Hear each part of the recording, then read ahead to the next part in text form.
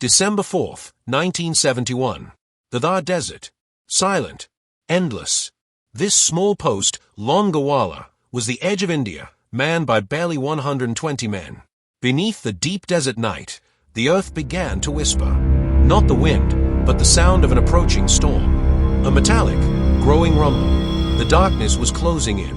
An overwhelming force of 2,000 Pakistani soldiers supported by a column of 4 to 5 heavy tanks. The enemy believed this was a simple route. They were wrong. The trap was set, in the sand. Major Chunpuri's orders were clear, no retreat. They were surrounded, outnumbered 20 to 1, armed only with rifles and courage. Their only heavy weapon, one 106mm recoilless rifle that was used to destroy tanks.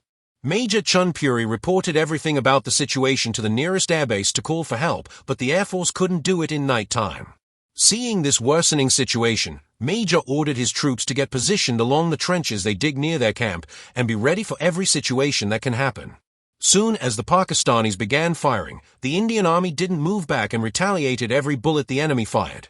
Within few moments, the place turned into a battlefield and there was a heavy fire erupted between the soldiers. Both sides suffered heavy casualties, but the Pakistanis seemed to have overpowered the soldiers of India. Seeing the courage of Indian soldiers, the Pakis never wanted to get close to them. There were many soldiers from India who got out of the trenches and directly came in face-to-face with the enemy.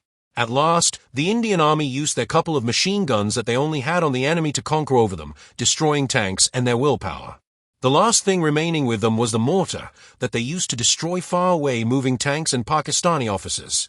They used up every piece of metal they had to stop the enemy ascending into India. When the sun laid its first ray of sunlight, there came an Indian Air Force with their Hawker Hunter planes taking off from a nearby airbase. They flew at very low altitude through the battlefield, destroying every piece of enemy left at Longewala. The sun rose over a field of smoke and wreckage. The desert had witnessed not just a battle, but a miracle. Longewala was saved by 120 men who stood their ground and proved that courage and conviction are greater than any tank.